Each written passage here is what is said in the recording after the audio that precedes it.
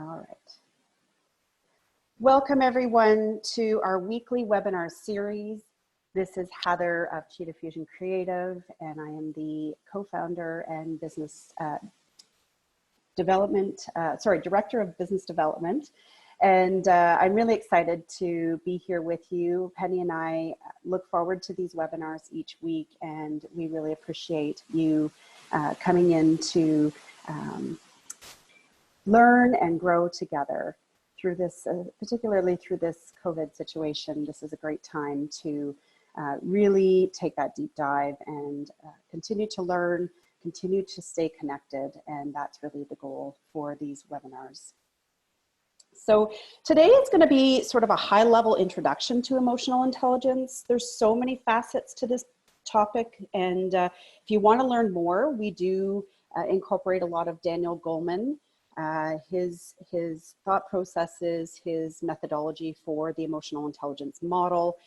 He's written a ton of books, done a ton of research over the years. He actually renamed emotional intelligence, has actually been around for since the 1920s.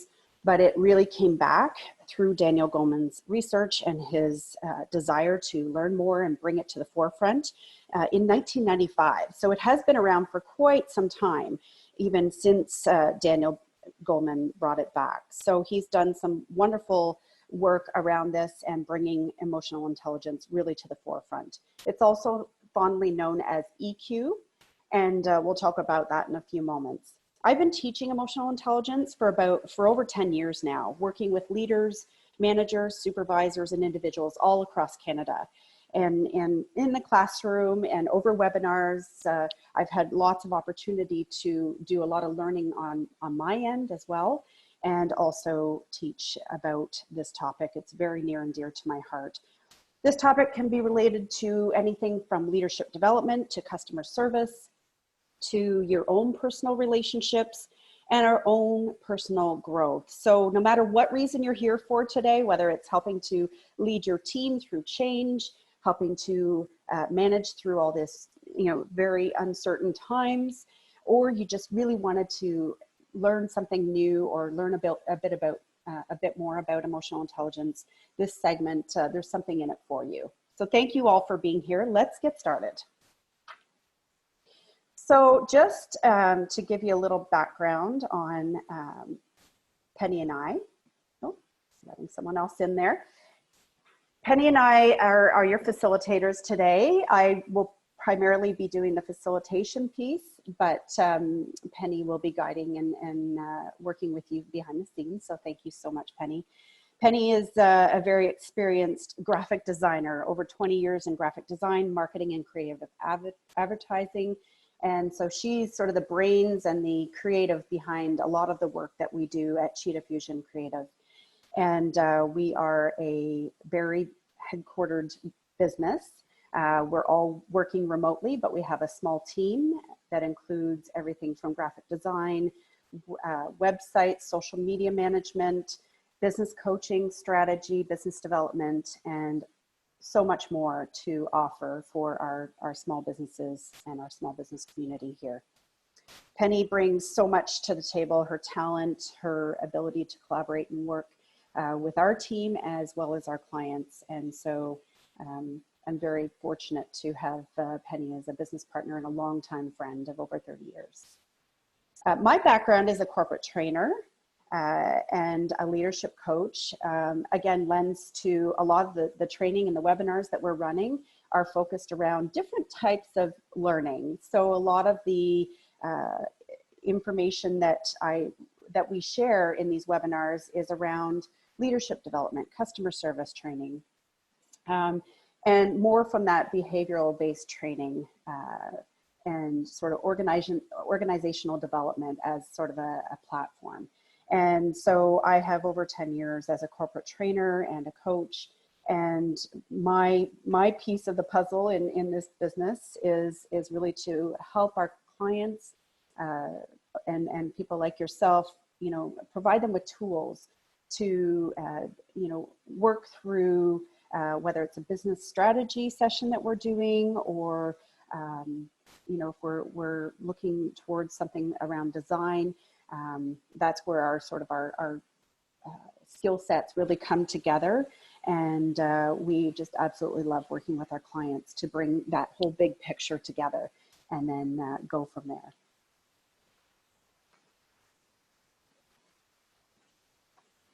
So that's a little bit about your facilitators for today.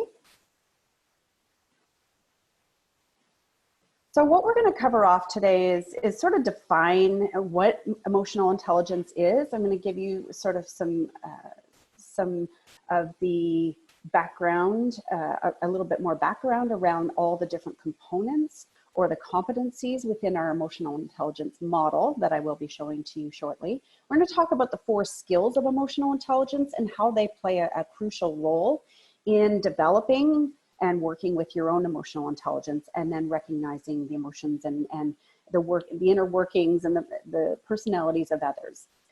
It's really important to recognize how to manage our own emotions, because then that also is going to lend itself to recognize the emotions of others, what's really going on. We talk about reading between the lines, and we're going to get into that a little bit more. But it's about also, first of all, recognizing the things that trigger your emotions. So we'll get into that a little bit. And then we're going to talk about the actual benefits to increasing our emotional intelligence. So that's sort of an overview of what we'll cover off today. Let's begin with the emotional intelligence 5-stage model. So in terms of emotional intelligence, and again, I really go with a lot of Daniel Goleman's work. There are multiple variations of emotional intelligence. Lots of research has been done over decades with various people. I tend to find the way he lays things out is I find it very simplistic, but very, very strong in explaining what this is. So I'm going to sort of take you through what these different competencies are of the emotional intelligence model. And, you know, it's really important to understand what emotional intelligence is. And somebody had said the other day, isn't that sort of an oxymoron? Well, you know, we all are emotional beings. We all have, you know, some level of emotion. Some of us display it more than others. So we're not talking so much about, you know, the full-on emotions, right, that we see when somebody's really emotional and they're crying or they're angry or they're frustrated. That's sort of, we'll talk a little bit more about that, the sort of stages of emotion. What we're talking about here is to start to recognize, like I said, what's going on behind the words, what's going on with the body language, and start to recognize when we're pairing tone, language, or body language and verbiage, that's being able to understand emotions and what's going on for people at a deeper level. So emotional intelligence is defined as a set of competencies demonstrating the ability for one to recognize his or her own behaviors, the moods and impulses, and to manage them best according to the situation. So that's sort of a definition around emotional intelligence. So let's take a look at self-awareness as our first competency. And I'll use my handy dandy pointer here. So self-awareness is around, this is sort of that necessary, it's the first competency in this model. If you think about sort of a pyramid of a building up of what we need in order to increase or enhance our emotional intelligence over time. And the beauty of this too is, unlike IQ, I just want to say this before we get into this too much, IQ is typically, and for those of you, Bonnie, you used to teach, so you understand that, and probably many of you, IQ is typically sort of set by the age of about 16 years of age. And it's not that we can't, you know, get smarter, we can read lots of books, we can take courses, we can learn, but our brains actually are at their best in our earliest years. So the more developed and the more we can, you know, that's why we're in school until the age of, you know, 17, 18, and then we go on to post-secondary. But our biggest learning, we're like sponges, as we often say with children. They learn so much. They can learn languages like that. Whereas as we get older, we can still learn and we can still build our skills and still adapt and learn new things. It gets tougher. So we typically say IQ is sort of set by the age of 16, that sort of mid-teen adolescent years. EQ or your emotional intelligence quotient can be enhanced and grown right up until into your 90s. And, you know, if you live beyond that, kudos to you. So that's one thing I just want to point out, is that we can enhance and grow our emotional intelligence at any age. So self-awareness is one of the building blocks of emotional intelligence. It's sort of, if you think about when you are aware or more self-aware, we're sort of tapping into that, we think more before we speak. It might look like, you know, you're sitting back a little bit and watching and paying attention. You know, some people are a little more energetic in a situation or a conversation. So like myself, I'm a little bit more chatty, but there are times where I'll sit back and I'll listen and I'll pay attention to what people are doing, saying, how they're moving about. And I will often find a person who may look a little uncomfortable and try and go and speak to them at networking, or, you know, and just sort of be aware of what might be going on for them. And, you know, and maybe pick up on some of their energies. So that's sort of our own self-awareness, right? If we're feeling nervous or uncomfortable at a networking, because we have a lot of business owners on the call here, you know, it's likely that somebody else will. So that's something you can start to look at and be aware of. So I just want to talk about 5 ways to increase our own self-awareness before I move on to the next competency. We can practice mindfulness and meditation. So many of you on the call may have different ways of meditating. It could be yoga. It could be going out for a nice walk in nature. All of these things are part of, you know, getting in touch with our own self and getting in touch with what's coming up for us. You know, going through something like this COVID virus, it can put a lot of stress and strain on us for various reasons, be it financial, be it we're at home in the same house day in and day out with our same family members. We're not seeing our friends as often. So those are the kinds of things that we want to be aware of, because that can really, we can put into practice more mindfulness, more meditation, if we're finding that the stress or the pressure is causing different things to happen in our body, or we're snapping, or we're feeling a little more emotional than usual. Find ways to, and it's not distraction, it's more about focusing our energy in different ways to help ourselves feel better. So I talked about yoga, taking time to reflect. So journaling, 3 and 4 actually go sort of hand in hand. Taking time to reflect when you're out for that walk. You know, think about, what are the opportunities? What am I really needing to do or wanting to do right now that would be helpful to myself, to others, to my family, to my business, those kinds of things. And then journaling can actually allow you to write those things out and actually be in touch with, you know, when we journal, if you are someone who journals or writes your feelings and thoughts, it can be very powerful even to look back at that when you're in goal setting mode, or you're wanting to go back and look at what went on in this time for you, you know, 6 months from now, a year from now, looking at the thoughts, the feelings, the things were coming up. That's very honest. So being self-awareness, you can work on that through these modalities. Checking in with the people you love is another way to practice your own self-awareness. And if you find that you're, you know, able to talk with your family member, I talk to my children and try and check in with them quite often right now, because they're missing their friends. There's a lot going on for them. And sometimes if we can shift the focus and the woe is me, if that's what we're feeling, or even just, oh, look at me, look at how great I'm doing. And then maybe one of our family members isn't doing so well, or our friends, right? Checking in and talking to the other people and saying, you know, what's going on for you, can shift that focus from us. And that can help build our self-awareness as well. It can help heighten some of that, I guess I need to really be mindful of how I'm operating or how I am around other people, the things that I'm saying. Because if somebody else isn't feeling, you know, up to the level that I'm feeling with happiness or with anything, then I want to be cognizant of that. So that kind of parlays us right into self-management.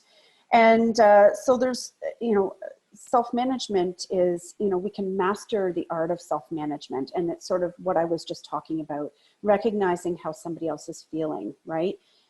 But it's more than that. It's the second stage of emotional intelligence. And so there's 5 points here that I want to share with you in how we can actually manage our own selves. So one is, you know, being cognizant of what we're saying and the words we're saying in the presence of somebody who may not be feeling as happy, but we can also build on that, be cognizant of it, but you don't want to kind of go down. You want to help maybe bring them up. So doing it in a way that's sort of a give and take.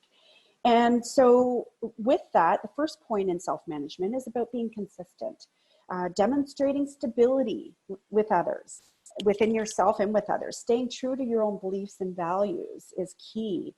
We're always changing. Things are going on that we've never seen before in our life. So how do we adapt, and how can we remain stable as much as possible? It's not to say we can't get upset or have emotions around it, but it's about saying, okay, so I'm feeling this way. I want to be able to come back and stay true to my values of being uplifting or being committed to, you know, growing and being in that personal growth mode.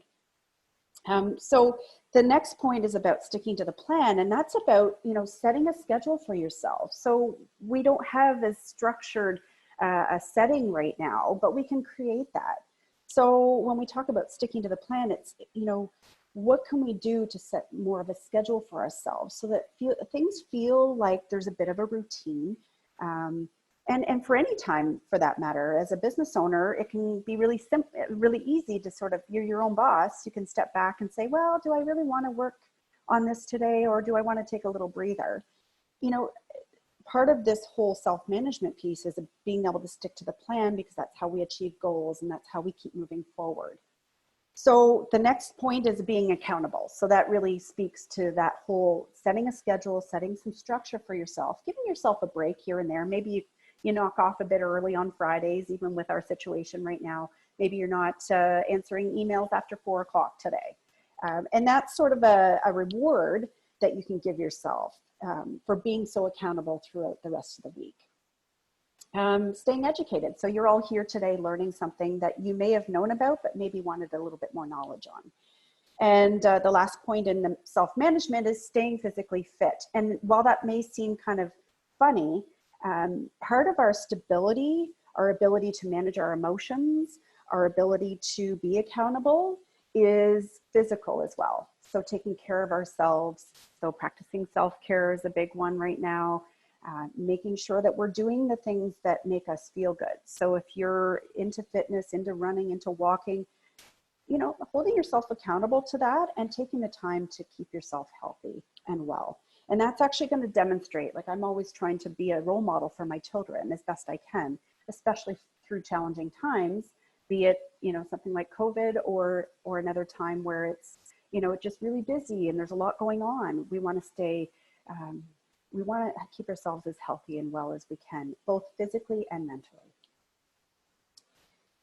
The next point here, and the next competency in our model here is self-regulation. So I want to talk about this from and I know we have Becky on here as well, and so she'll appreciate this. Self-regulation is about pausing before we take action. So I talked earlier about thinking before we speak, because sometimes what comes out, and I tend to be a very direct person, and so I have to sometimes take a step back and be mindful of, okay, how do I want to shape my words? So if you know that about yourself, you know, pausing before we take action. It's about recognizing who's in front of us, what might be going on, what are the factors, right? Having a lack of self-regulation can cause problems in life, in business, in our relationships, in leadership, if you run a team. And so it also demonstrates poor self-management and potentially poor self-esteem. So we want to always be monitoring our own behaviors and our moods, because a lot of that has to do with you know, what's going on underneath, right? What's our subconscious telling us? what are our core values? Are we operating at those core values, or are we allowing other influences and other factors to lead our, whether it's our dialogue or what we're saying or what we're doing or our actions? So going back to, we want to be operating in accordance with our own core values, and whatever those are. There's no right or wrong.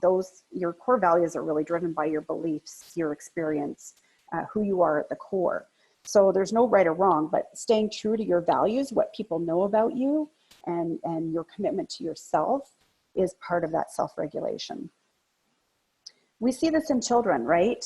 You know, some children really struggle with managing their emotions when somebody takes a toy from them, right?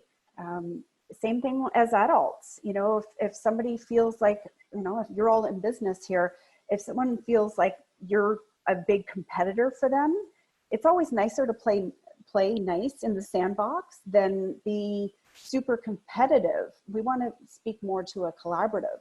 And that's where self-regulation comes in. And I always say it's really difficult to be in an angry or frustrated state when we're in a state of curiosity.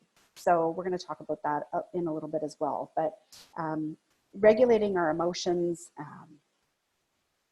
you know, managing our stress levels, our frustration, being able to find a place in ourselves where, you know, lashing out or speaking out too quickly could risk a relationship and be detrimental, which we don't want. In leadership or in business, we talk about the 3 types of pressure. So this is the caveat to this self-regulation piece. So just to relate it in a different way, if you run a team, and I know some of you on the call do, there's good pressure. So that type of pressure is the result of an aggressive or assertive, yet non-critical or non-harmful atmosphere. So we want to feel like, hey, there's stuff we got to get done. There's goals that we have. There's deadlines that we have in our businesses. But we want to create an atmosphere where it can be a bit, it's more motivating than coercive or forceful or too aggressive, right? So as a leader, so if you run your business and you have team members, Penny and I have a small team, we want to be leading by example. So we want to apply some good pressure. So we should never, as leaders, be asking our team to do something that we wouldn't be comfortable doing, unless they have a different skill set. That's totally different. But we want to always be ready to jump in, roll our sleeves up and help them and support them. And so we always want to be keeping them on their toes in a very positive, constructive, motivating way. Where we see the bad pressure come in is when it's very critical and harmful, and there's not a lot of positive feedback. It's all not even constructive. It's just constant, you know, oh, I saw you didn't complete that project on Friday. I was hoping to get something from you and I didn't hear from you. Versus, hey, I'm just wanted to check in about that project. I think we talked about it, you know, being completed by Friday. You know, how's that going? How can I support you? Did something come up? Is there something I can do for you to help you? That's more of a good pressure, right? It's motivating. We're asking questions. We're coming from a place of curiosity. And that's where we want to keep that motivation. Otherwise, if we start to go and be harmful in our feedback, or if we start to pressure somebody in a non constructive way, it lends itself to demoralizing. And you see this, and I see that in leadership all the time, where it's just maybe the personalities clash, but these, you know, the leader and their counterpart are not able to see eye to eye, and it really is detrimental to the relationship. Then there's the no pressure. So just as a last point under this self-regulation, we want to be role models. We want to be managing ourselves, whether we are a leader or we're a solopreneur, a business owner that works on their own. We always want to be setting goals for ourselves and targets for ourselves. And, you know, if we can't meet the deadline for our client, reach out to them and say, listen, I know we said, you know, Thursday around 3, I'd be sending you something. Some things have happened. We've had, you know, a couple things come up that didn't allow us to finish the project. I just wanted to check in with you. We are working very diligently and hard on this project to make sure that we get it done. Just wanted to talk to you and give you a heads up. When we see the no pressure is where, you know, there's no, it's very lackadaisy, very laissez-faire, you know, in the training field, we talk about a laissez-faire, there's no structure, there's no pressure at all. And that can actually be not a great environment to be working in either. And so as a business owner, if you are working on your own, or maybe you have a partner, keeping each other accountable can be really, really helpful, because we tend to feed off of each other's energy. You know, Penny and I will check in with each other. How are you doing? Especially now that we're not in the same office. How are you doing? How's it going? Need any help with anything? Right? So we need that bit of pressure. So we want it very positive, assertive pressure. We want to be setting goals, because no pressure, it just gets very dull and boring, and it can actually cause people to leave. We've heard the saying that people don't leave their jobs, they leave their manager or their CEO or whoever. And that's very, very true. So part of emotional intelligence is about, you know, making sure that we're remaining positive, we're being that great role model for our team, whether you have 1, 10, or 20 people or 100 people on, working with you or under you as your team. It's very, very crucial that this piece applies. The last competency here is around empathy, and I sort of, the model lends itself to the relationship management. So empathy is sort of a key component. It's the ability to feel what another person is feeling. It's different than sympathy, right? So empathy is when you can put yourself in someone else's shoes. You know, it's to experience their emotions. So we're not going to dive deep and you know, draw out a ton of emotion, but we want to be cognizant of their emotions, right? We want to be checking in with them. So empathy is around, hey, you know what? I totally understand how you must be feeling right now. There's a lot going on. You know, how can I help? You know, I'm noticing, you know, from an observing standpoint, and this is great in leadership, but even as a business owner, checking in, right? If you're checking in with a client, you know, I'm noticing that, you know, when I sent you an email, I thought I'd pick up the phone today because I noticed I didn't get an email back from you. Just wanted to check in and have some empathy, right? Especially in these times, these uncertain times. So that's a demonstration of how we can do that check-in. Empathy is about being curious to understand the other person's emotions. We don't know exactly how they feel, but we can speak to it by saying, yeah, you know what, I'm feeling a bit, you know, a bit of that anxiety or stress as well. You know, how can we support each other? And so it demonstrates a level of caring, and it actually can build a lot of trust when we show empathy. So that's our emotional intelligence model. And I know that was a bit lengthy, but I wanted to sort of give you sort of lay the groundwork for what we're going to be talking about. And I think it's really important to understand the competencies within, and then, you know, be able to now, as we go through and talk about the skills in emotional intelligence, and then, you know, recognizing triggers, now you have sort of a baseline and a foundation to see that. So let's go into our 4 skills for emotional intelligence. And, you know, I put a paintbrush here because we're not all built the same, right? We have different ways of speaking, communicating, being emotional beings.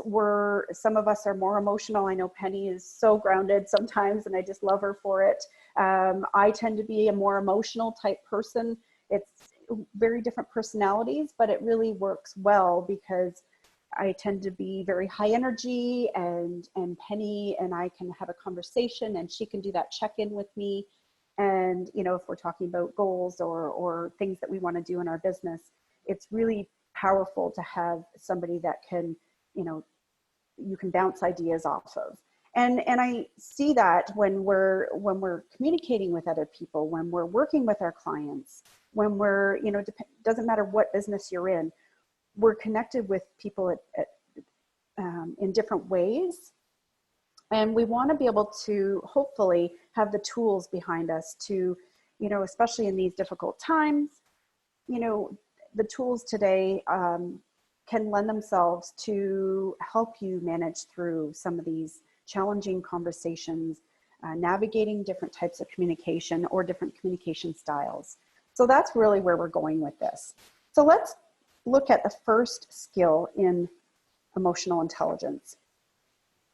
So how to accurately perceive emotions. And, you know, there's something to be said about when we are talking to somebody, we're sort of looking at the whole picture, right? I know in communication, we talk about there's only about 7% is perceived or understood. So yes, we want to listen to the words that are being spoken to us, but more so that other 93% of the communication that's happening between two people, we're all energy, right? So we're going to feel something. We're going to be paying attention. If we're really paying attention to the other parts of communication, we're going to pick up on different things. So here's what I mean about that. Think of it when you spoke to someone recently and their words were not matching their body language. So it's one of the things that we learn in corporate training is that if I'm talking about something and I'm really passionate about it, you're going to notice that I slow down, that I emphasize certain words, that I put a lot of emphasis on a particular part of a sentence, right? That's part of being able to speak emotionally, right? And so when you're speaking with someone and the words are not matching their body language, so we've got pictured here a lady kind of doing one of these. If she's saying, yeah, sure, I can totally do that, but she's got, her body language is saying something completely different. It may not be as aggressive as that. Pay attention to if they're backing up, if they're sort of pulling away and saying, yeah, sure. Notice their facial expressions, because if this doesn't match the words, 9 times out of 10, they're not comfortable. They're uncomfortable. So recognize that. And it might sound something like, okay, I'll give you an example. Yes, I can do that for you. And their body language and their tone is not speaking to that. If somebody was really wanting to do something for you, it would sound like, yes, I can absolutely do that for you. There'd be strong eye contact. They would be leaning in. When someone is pulling back and their body language is saying, yeah, I can do that for you, it's very important that we check in with that. I know you want to help, but it seems like, or it sounds like I'm getting the message that you're not able to. What can we do here? Is it possible, or what's possible? And sort of leave it open and put the ball in their court. Now you've actually stepped into their shoes. This is the empathy piece. We're perceiving an emotion that's not matching the words, right? We're picking up on something. And that allows the other person to say, you're right, thank you. I was concerned about saying no, but I really can't. And all of a sudden, you've built a level of trust, right? Does that day, I had a meeting booked the other day and they were asking for 9 o'clock. And I came back and I said, you know what, I should have said, 9:30 would work really well, much better. Does that work for you? And she came back, she said, oh, that would be perfect, right? So it's like she put a time out there because I said until 11, I had 9 or between up to 11 o'clock available. So when we give people, or we even give something back of ourselves to say, I'm not comfortable, or no, that's not possible, we actually give the other person, we may even have been sensing from that person before we asked that they weren't able to. So be cognizant of that. The next skill in emotional intelligence is using emotions to facilitate thinking. So we're going to get into that a little bit when we talk about the triggers. But, when we are communicating with someone else, I'm talking about body language here, even though that's more that communication side, but emotional intelligence is all about communication and body language and tone. And so we can actually determine, what's happening for someone. Just like this lady looks completely happy. She's totally in her element, right? So she might be saying, oh my gosh, I'm so excited about this. I get that message fully from her. And if she was saying, yeah, I'm so upset, it wouldn't match. And so we can use our emotions to facilitate thinking as well. So it's another layer of communication, is when we feel comfortable communicating with someone and the other person is balancing and feeding off of your emotional output. So it doesn't have to be, again, it doesn't have to be emotional. It's more about what they're giving you, sort of reading between the lines, right? When we allow people the space to be emotional, they can actually think better. They think on their feet better. They're more in tune with you and what might be going on for you.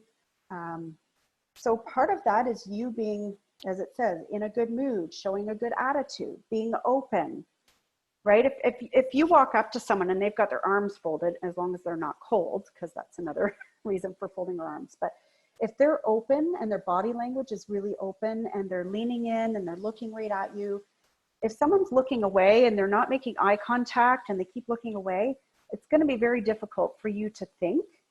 Think about this for a second. We're not going to be able to think because our emotional connection isn't happening. I don't feel like you're listening to me if you're looking away and feeling like you're somewhere else. So another skill in emotional intelligence, to consider how the other person feels and think and how they're thinking, and allow them and enable them to think by allowing their emotions to come up. So asking questions can help with that as well.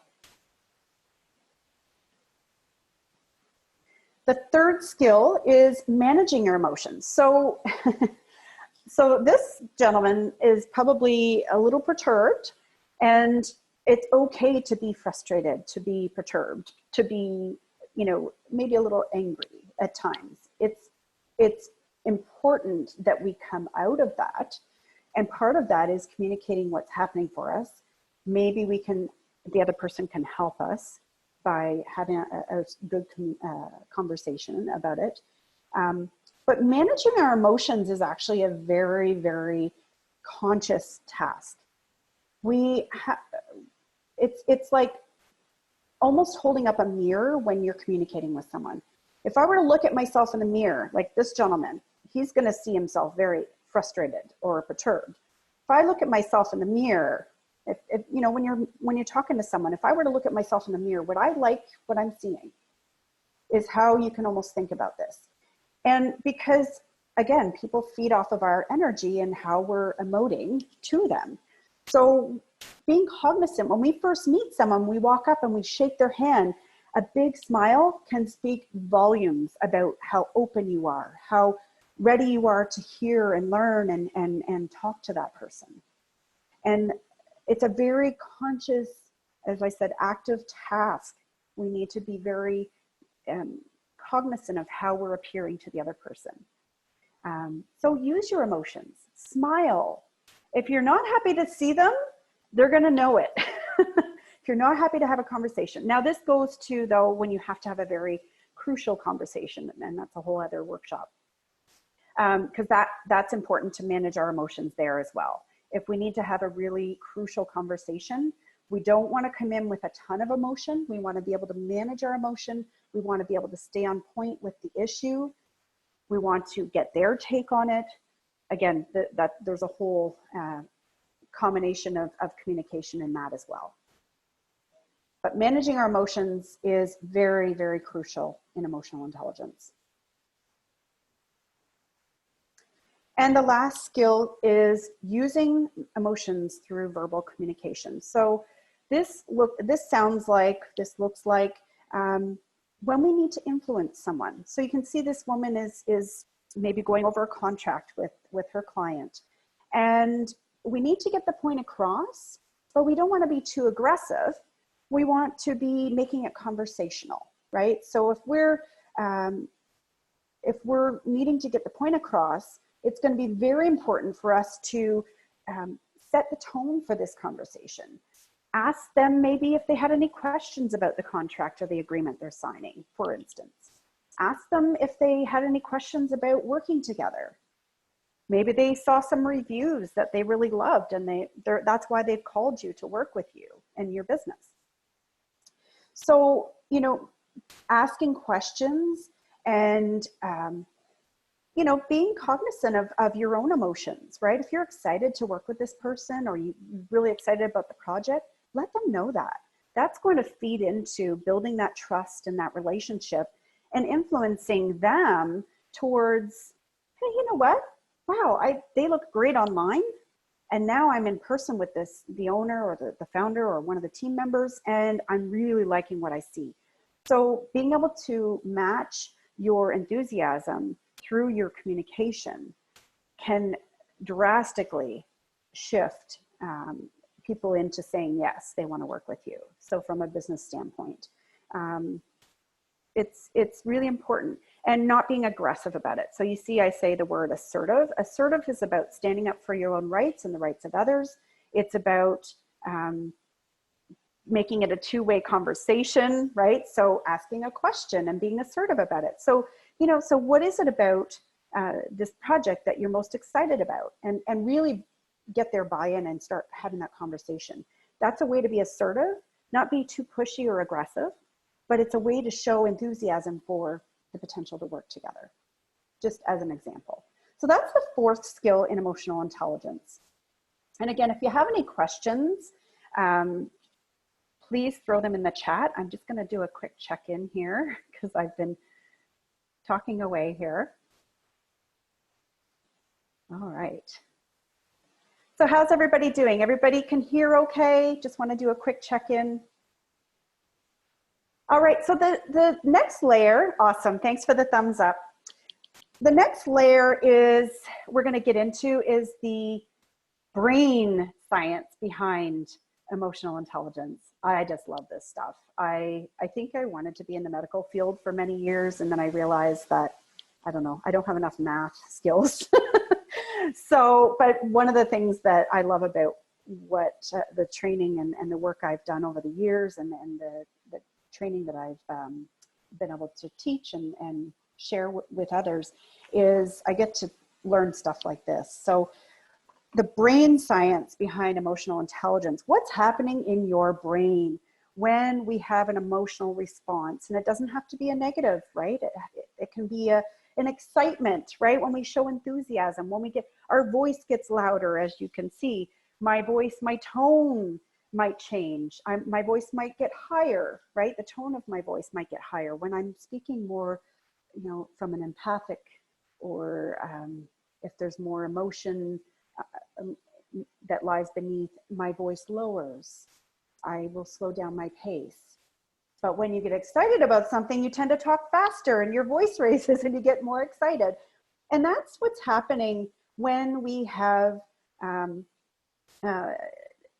these emotional responses. So I want to get into more the emotional triggers in a moment. But what I want to share with you is sort of a cross-section of our brain. So I want to point out the amygdala. So when you've all heard about the fight, flight, or freeze response when we're triggered emotionally, when something's happening. So let me just kind of talk about what is happening and why that happens. So this little almond-shaped thing in here is, it's actually the Greek word for almond, and that's the word amygdala. So this word here. The amygdala is what sort of stores, it's your emotional memory. And when we have something happen that doesn't either feels great or doesn't feel good, it's like that, you know, you see a bear or a tiger and you want to run, right? It's that whole story that you hear over and over. But likewise, if you have someone that's very aggressive, or you have someone that is getting angry, maybe a client is frustrated or angry, and they pick up the phone, and you pick up the phone and you say, "Hi, how are you?" And they start right in with a very aggressive, maybe they're angry about something that happened, or something's broken, or something's not working, or maybe one of your team members or someone from your business didn't show up, and they're calling you. So what happens is our amygdala is triggered, right? Somebody's coming at us. They're not saying hello. They're saying, so-and-so didn't show up. I waited. I took a half day off to be here, right? And all of a sudden, our amygdala is triggered. So what's happening? What happens is our thinking mind is flooded with cortisol. So this neocortex up here, which is normally our thinking mind, and normally is where we go to, if this person wasn't angry, we would be able to, ask questions and think about what they're saying. When we feel like we're under attack or we're being yelled at, what happens is this amygdala triggers an emotional memory that might go back to last year, 10 years ago, when we were a child even. I've seen that happen. And what happens is we run that movie of, oh my gosh, I don't know what to do. We might fight, we might want to flee or run away or hang up the phone quickly, or we want to freeze. Because our mind is filling up with cortisol. So cortisol is the stress hormone that floods our body and our brains, but then our body. And it's what causes us to get hot under the collar, our face flushes red, we start sweating, our heart's racing. That's cortisol. It's called the stress hormone. And it can help us if we need to run fast or there's a fire, or it can be our friend. But where it comes in and it doesn't always serve us is when we have to respond effectively to a client, to a partner, to a friend, whatever the response is. And what happens is our body, our thinking mind is flooded with cortisol. All of a sudden we can't think. And the only thing we can do is fight, flee the scene, or freeze. And the problem with that is that we're feeling like we're under threat, right? So what do? When that amygdala is triggered, we need to do a couple of things. We need to listen, pause, and we need to breathe, right? We need to clear that cortisol so that our thinking mind can then become much more clear again, right? We want to clear the cortisol out of here.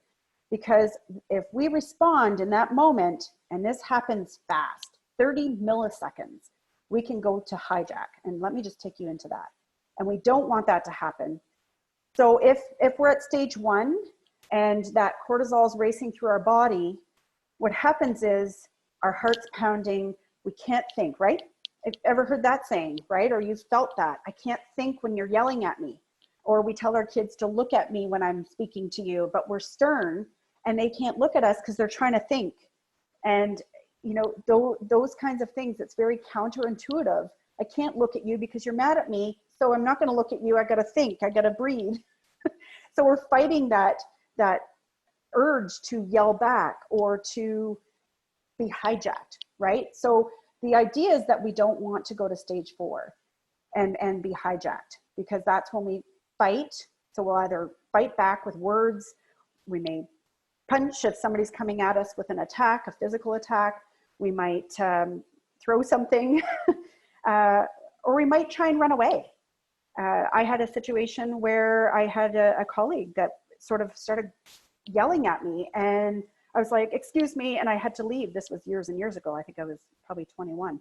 And I had to leave because I couldn't handle the pressure, because I went back to that 6-year-old girl when my mom or dad was yelling at me, and I just wanted to run and I couldn't, right? So those are the kinds of things that go on with us. So we can't run away from a phone call or a client. So what do? Take a deep breath. We're breathing. We are clearing the cortisol from our body so that we can have more options, right? So typically when somebody asks us a question or gives us a challenge to work on, we have anywhere from 7 to 8 options that come to mind almost immediately. Our minds are very quick. We can go into that filing cabinet and pull out an idea, a thought, a response, an answer, and we're able to think on our feet. When our amygdala is triggered and our bodies are in shutdown mode, or we're freezing, wanting to flee or fight, we cannot think. And so the best thing that we can do is listen, be as empathetic as possible, even just in our body language. And what's going to happen is that person is eventually going to stop yelling, because the second we pause and listen, okay, I understand. Even just using very neutral type words, letting them know that we're listening, it allows us to clear the cortisol. Okay, what do they really need right now? They need help. Okay, I need to help them. I need to be able to think of something, right? So it allows us to get back to what our normal state would be, where we have options, we have thoughts, we have answers. for our client or the situation at hand. So some examples of stage 4 hijacks are, you know, the Mike Tyson, you know, when he was, I think it was Evander Holyfield. So you might be aware of that amygdala hijack. There was something, probably some words exchanged that didn't go over so well, and he just jumped, and that was an amygdala hijack. We want to be cognizant of the risk involved. When we have a hijack or a situation, we can't take the words back. We can't take the emotions back. So as much as possible, we want to be managing these emotions. All right, so if there's any questions about that, certainly, you know, put them in the chat box. But the goal always is to be able to manage our emotions as best we can. I just want to go into triggers now, and I just want to check on our time. We're getting close to our time. I'm almost there, guys. So one of the things I just want to talk about here is just being able to recognize our triggers. When someone is frustrated or angry, they're not, you didn't make them mad. The situation is what they're mad at. So being able to recognize the triggers, if you hear something like this, I'm so frustrated, we often take it on and we make it personal. So it, you know, it could be words that someone says or body language that someone gives us. They might be ignoring us. I don't know about you, but I don't like silent treatment. Those trigger my emotions when I don't get a response. So recognize what your triggers are. If you're not hearing back from someone, you know, pick up the phone.